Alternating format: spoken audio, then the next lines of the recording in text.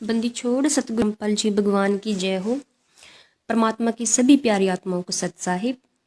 कुछ हमारे भक्त भाई बहन ये कहते हैं कि साध संगति करने का आदेश गुरुजी ने कब दिया। घर पर भंडारा करना और गुरुजी को भोग लगाने का आदेश गुरुजी ने कब दिया। तो भक्तों, गुरुजी ने घर पर साध संगति करने का आदेश ही नहीं बल्कि साध संगति घर पर करके भी दिखाई है।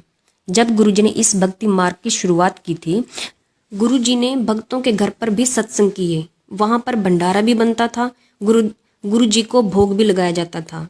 गुरुजी ने हर एक किरदार को निभाकर दिखाया अपने भक्तों की, भक्त को कैसा होना चाहिए, भक्त का रहन सहन कैसा होना चाहिए। गुरुदेव भगवान ने खुद परमात्मा होते हुए भी एक भक्त की भूमिका निभाई। परमात्मा होते हुए भी आज संत की भूमिका में है। पहले परमात्मा ने अपने तत्व ज्ञान से अपने बच्चों को सत भक्ति की पहचान करवाई और सतलोक की जानकारी दी। उस समय गुरुजी ने पाखंड पूजा को छुड़वाकर मोक्ष मार्ग की सही पूजा विधि की पहचान करवाई। अब वर्तमान में साध संगति गुरुजी ने अपनी पहचान करवाने के लिए शुरू करवाई कि अपने भक्तों को जगाने के लिए कि गुरुजी ही कबीर भगवान है। आप कहोगे कि हम तो गुरुजी को अपना भगवान मानते हैं, मैनेजमेंट वाले भी गुरुजी को भगवान मानते हैं। अगर संगत गुरुजी को भगवान मानती है तो भगवान वाले गुण गुरुजी में क्यों नहीं देख रहे? भगवान जैसा आदर गुरुजी को क्यों नहीं दे रहे? अरे भगवान तो अंतर्यामी होता है, गुरुजी को अंतर्यामी क्यों नहीं मान रहे?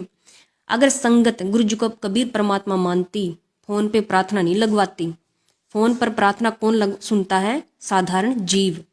कहाँ से आपने गुरुजी को अपना परमात्मा मान लिया? अगर मैनेजमेंट गुरुजी को भगवान मानता, संगत की प्रार्थनाएं नहीं लिखता, वे संगत को समझाते कि गुरुजी हमारे भगवान है। परमात्मा आत्मा का साथी होता है। आप प्रार्थना गुरुजी को अपनी आत्मा से कीजिए, लेकिन ऐसा तो कुछ भी नहीं है। अगर मैनेजमेंट गुरुजी को भगवान मानते तो संगत से गुरुजी का झूठा आदेश बताकर राजनीति नहीं करवाते। ये राजनीति का खेल क्यों खेला जा रहा है? गुरुजी को जेल से छुड़वाने के लिए। भक्तों, जरा सोचिए, जो भगवान काल की 21 ब्रह्मांड की जेल से अपने बच्चों को छुड़वाने आया है, उस भगवान को एक जीव कैसे छुड़ा सकता है? फिर कहां से गुरुजी को आपने भगवान मान लिया? क्या भगवान से बड़ी सरकार हो गई? क्या वकील भगवान से बड़े हैं? आप गुरुजी को परमात्मा कहते जरूर हो, लेकिन गुरुजी को परमात्मा वाले गुण आप उनमें नहीं देख रहे। संगत ने गुरुजी को परमात्मा नहीं बल्कि स्वार्थी सिद्ध कर दिया। कैसे? गुरुजी ने राजनीति को दलदल बताया है और हमेशा अपने भक्तों को इससे दूर रहने को कहा है। क्या गुरुदेव भगवान जेल से बाहर आने के लिए उस दलदल में अपने बच्चों को गिराएंगे? कभी भी नहीं गिराएंगे, क्योंकि वो समर्थ है। आने को जब चाहे बाहर आ सकते हैं। वो बैठे सिर्फ अपनी संगत के इंतजार में है कि वे गुरुदेव भगवान को अपना कबीर परमात्मा एक बार स्वीकार कर ले। वे गुण जो परमात्मा में होते हैं, वो गुण अपने गुरुजी में देख ले कि गुरुजी ही कबीर भगवान है, उनके अलावा कोई और भगवान नहीं। अगर संगत ये सब चीज समझकर अपने गुरुजी को अपना परमात्मा अपने हृदय से मान लेगी, उस दिन परमात्मा फिर जेल से बाहर आने में देर नहीं करेंगे। अगर संगत गुरुजी को परमात्मा मानती तो वे काल्पनिक कबीर की फोटो छोड़ देते, लेकिन ऐसा कुछ भी नहीं है। गुरुजी ने बोल रखा है कि ये काल्पनिक कबीर की फोटो जो आप देखते हो, परमात्मा ऐसे नहीं दिखते, क्योंकि गुरुजी ही खुद कबीर परमात्मा है। काल्पनिक कबीर की फोटो को परमात्मा बताना इस सत भक्ति मार्ग के रास्ते को दिखाने के लिए पहला स्टेप था। इस सत भक्ति मार्ग पर खड़ा होने की वो पहली सीढ़ी थी। गुरुजी कहते हैं, गुरु सीढ़ी चढ़ ऊपर जाई, सुख सागर में रहा समाई। आप तो पहली सीढ़ी नहीं छोड़ रहे। जब आप पहली सीढ़ी को छोड़कर आगे की चढ़ाई चढ़ोगे तभी तो सुख सागर में पहुंचोगे। उसके लिए आपने इस काल्पनिक कबीर को छोड़ना पड़ेगा, क्योंकि गुरुजी कहते हैं, बंदी छोड़ दयाल जी तुम लग हमारी दौड़, जैसे काग जहाज का सूजत और ना ठोर। जब भक्तों को गुरुजी के अलावा कोई और भगवान दिखाई नहीं देगा, तभी तो गुरुजी भक्तों को अपने सतलोक ले जाने वाले जहाज में बिठाएगा। संगत ने तो दो नाव की सवारी में है। एक तरफ गुरुजी को भगवान कहती है, दूसरी ओर काल्पनिक कबीर को अपना भगवान मानते हैं। जो दो नाव की सवारी करते हैं वो हमेशा डूबते हैं। इसलिए हम काल्पनिक कबीर की फोटो को छोड़ने के लिए बोलते हैं, ये परमात्मा की तरफ से संकेत है। जो असली कबीर हमारे गुरुदेव भगवान संत रामपाल जी हैं, उन्हीं से मोक्ष होगा। मोक्ष तभी होगा जब गुरुजी में परमात्मा वाले गुण आप स्वीकार करोगे। आप स्वीकार कर लोगे कि गुरु जी अंतर्यामी है। हम जो प्रार्थना अपनी आत्मा से करेंगे वो हमारे गुरुदेव भगवान तक जरूर पहुंचेगी। इसलिए गुरु जी कहते हैं कि चींटी पायल बाजा पैर, साहिब सुनता है सब लहर। अगर संगत गुरु जी को भगवान मानती, मैनेजमेंट वालों को गुरु जी का परिवार समझकर उनके झूठे आदेशों पर नहीं चलती, क्योंकि परमात्मा इस काल के लोक में घर बसाने नहीं आता। उस परमात्मा की पूरी सृष्टि उसका परिवार होता है। परमात्मा ने परिवार की यह लीला इसलिए करके दिखाई कि गृहस्थी व्यक्ति भी परमात्मा को प्राप्त कर सकता है। पहले यह धारणा थी कि जो त्यागी और बैरागी साधु संत हैं वही परमात्मा को प्राप्त कर सकते हैं। उस पाखंड को समाप्त करने के लिए गुरुजी ने परिवार की लीला की। अब मैनेजमेंट गुरुजी में परमात्मा वाले गुण क्यों देखेगा? मैनेजमेंट तो खुद स्वार्थी है। अगर मैनेजमेंट गुरुजी को भगवान मानेगा तो उनके पास ज्योति पाठ के और पाठ प्रकाश के पैसे फिर कहाँ से आएंगे? भक्तों, गुरुजी ने एक बार कहा है कि भक्त ने देख लेना चाहिए कि भक्त के दिए गए पैसों का गुरुजी सदुपयोग भी कर रहा है या नहीं। अब ये बात गुरुजी ने क्यों कही? क्योंकि हमारे गुरुदेव भगवान अंतर्यामी हैं। उन्हें पता था कि ये मैनेजमेंट वाले पैसों का दुरुपयोग करेंगे। जो हमारे भक्त आश्रमों में पैसे देंगे ये उन्हें राजनीति में, आरक्षणों में चंदे देकर इस्तेमाल करेंगे, जिससे भक्तों की मर्यादा टूटेगी। और मर्यादा के बारे में गुरुजी ने कहा है कि ये मर्यादा लक्ष्मण रेखा समझना। लक्ष्मण रेखा पार करने के बाद अगर भक्त का मौत का संस्कार है तो उसे मौत ही मिलेगी। इसलिए हम कहते हैं कि गुरुजी के ज्ञान को आधार बनाओ। ज्ञान आधार क्या है? जो गुरुजी ने हमें सत्संग में भक्ति मर्यादा बताई है कि कौन से हम काम हमें करने हैं, कौन से नहीं करने हैं, किन बुराइयों से हमें बचना है, भक्त का रहन सहन, उसका स्वभाव कैसा होना चाहिए और किन बुराइयों से बचकर इस भक्ति मार्ग पर चलने से हमारा मोक्ष होगा। ये सब ज्ञान आधार है। मर्यादा के लिए गुरुजी ने कहा है कि जैसे माता गर्भ को राखा यतन बनाए, ठेस लगाए तो क्षीण होवे तेरी ऐसी भक्ति जाए। अब मैनेजमेंट ने तो सारे काम जगत वाले करवाकर भक्तों की मर्यादा तुड़वा दी है। ये सारे काम काल भगवान के लोक के हैं जो जगत वाले करते हैं। इनसे हमें बचना था, लेकिन वही सारे काम हमसे इन मैनेजमेंट वालों ने करवा डाले, जिससे हमारी मर्यादा टूट रही है और परमात्मा बेहद दुखी है इस चीज़ से। आप अपनी अज्ञानता के कारण मैनेजमेंट का साथ दे रहे हो। आपकी अज्ञानता की वो चोटें गुरुदेव भगवान की पीठ पर पड़ रही हैं। गुरुजी ने मुझे एक बार दिखाया था सपने में, जैसे गुरुजी घर पर आए, मैंने गुरुजी को दंडवत प्रणाम किया। मैंने जब गुरुजी को देखा तो गुरुजी का पूरा शरीर सूजा हुआ था। मैंने गुरुजी से पूछा, गुरुजी ये सब कैसे हो गया? तो गुरुजी ने बताया कि ये संगत की अज्ञानता की चोटें मेरे पीठ पर पड़ रही हैं। कौन सी अज्ञानता?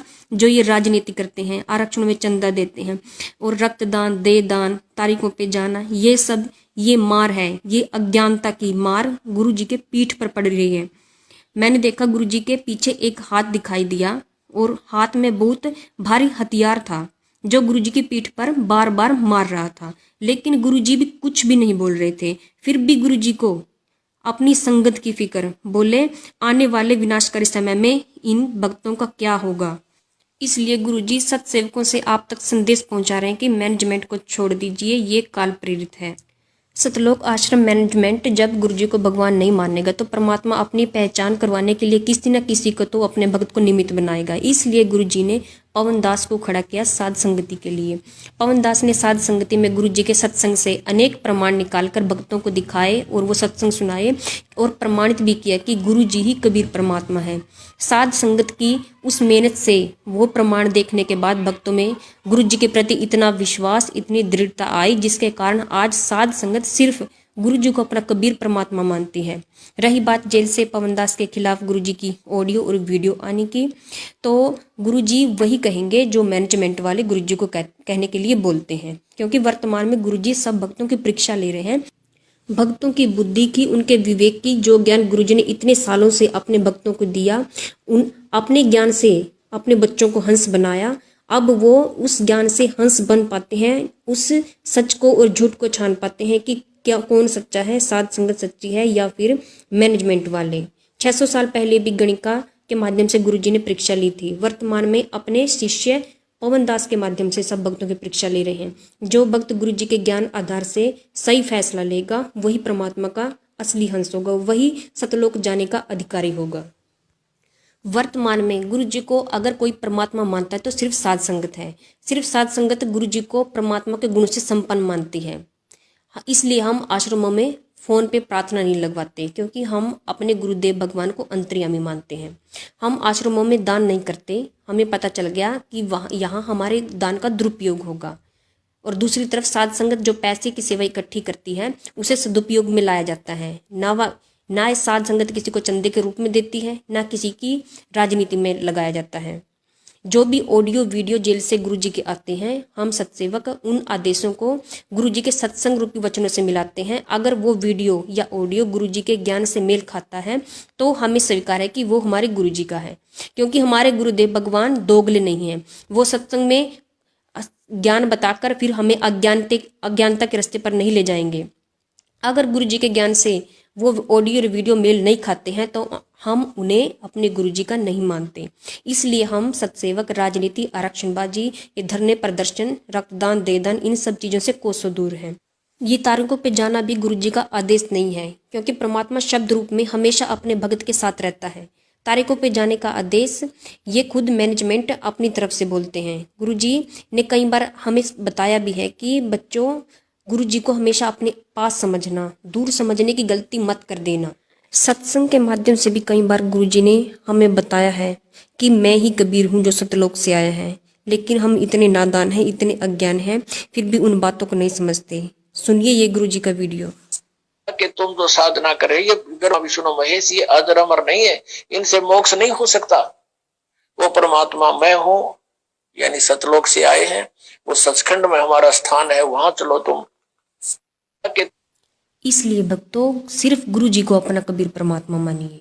मैनेजमेंट से कहीं ज्यादा गुना दुखी गुरु जी को भक्तों ने किया है। अगर भक्त ये संगत मैनेजमेंट का साथ ना दे तो ये मैनेजमेंट वाले कुछ भी नहीं कर सकते। मैनेजमेंट के माध्यम से काल भगवान पूरी कोशिश कर रहा है कि ये संगत दो भगवानों के बीच में उलझी रहे, क्योंकि अगर संगत ने काल्पनिक फोटो को छोड़कर गुरुजी को अपना भगवान मान लिया तो गुरुजी अपने बच्चों को काल भगवान के लोक में नहीं रहने देगा। वो सभी आत्माओं का मोक्ष करेंगे। गुरुजी को खुश करने का सिर्फ एक ही तरीका है, एक ही उपाय है, वो गुरुजी को भगवान मानना। गुरुजी ना तो आपके दान धर्म से खुश हैं, ना आपके जो जमीनें इन मैनेजमेंट वालों को दान में दी है ना उनसे खुश हैं। गुरुजी उस दिन खुश होंगे जब आप काल्पनिक कबीर की फोटो को छोड़कर सिर्फ अपने गुरुजी को अपना कबीर परमात्मा मानेंगे। और रही बात गुरुजी के जेल से बाहर आने की, तो गुरुजी जेल से बाहर ऐसे आएंगे। रही थी कि मैंने पवन दास भगत जी का वीडियो तो बाद में देखा था, जिसमें पवन दास भगत जी कह रहे थे कि अब की बार गुरुजी कोई ऐसे नहीं आने वाले जेल से, देश का प्रधानमंत्री पैर पकड़ के लेके आएगा।